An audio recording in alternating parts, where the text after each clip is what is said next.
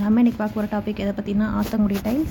இது வந்து ஆத்தங்குடிங்கிற ஊரோட மண்ணிலையும் அந்த ஊர் தண்ணியிலையும் கலந்து செய்கிற ஒரு டைல் தான் இது.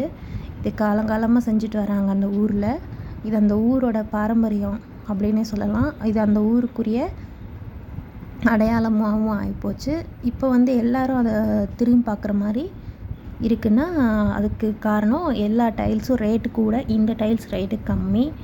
இது வந்து திக்னஸ் அதிகம், நார்மல் டைல்ஸை விட திக்னஸ் அதிகம்.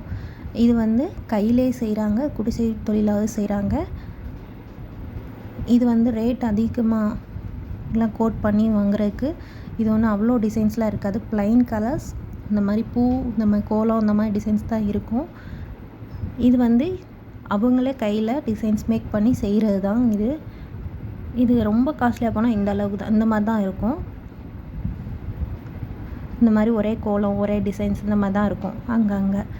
இல்லையா நார்மலாக எல்லா பக்கம் லே பண்ணிவிட்டு அங்கங்கே மட்டும் டிசைன்ஸ் மேக் பண்ணுவாங்க. பார்ட்ரு யூஸ் பண்ணுவாங்க இந்த டைல்ஸை. இது ஒன்றுக்கு ஒன்று சைஸ் தான், வேறு பெரிய சைஸே கிடையாது. இது மினிமம் சைஸு, மேக்ஸிமம் சைஸ் அப்படிலாம் எதுவுமே கிடையாது. ஒரே சைஸ், அப்போ இருந்து இப்போ வரைக்கும் ஒரே சைஸ் தான் இது. இது வந்து திக்னஸ் வந்து நம்ம நார்மல் டைல்ஸை விட இது 2 மடங்கு அதிகமாகவே தான் இருக்கும் திக்னஸ்ஸு. இது வந்து க்ரிப் இருக்கும், மேட் ஃபினிஷ்மாக தான் இருக்கும், ரப்பரிங் பண்ண முடியாது.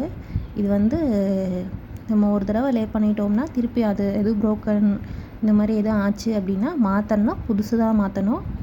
ஒரு கல் டிசைன்ஸ் மாற்றினாலும் முழு கல்லும் டிசைன்ஸ் மாற்றணும். ஒரே மாதிரியே திருப்பி திருப்பி கிடைக்காது. இது ரேட்டு கம்மி. இது வேணும் அப்படின்னாலும் கான்டாக்ட் நம்பர்ஸ் இருக்குது, கால் பண்ணி கேட்டு டீட்டெயில்ஸ் தெரிஞ்சுக்கோங்க. தேங்க்ஸ் ஃபார் வாட்சிங்.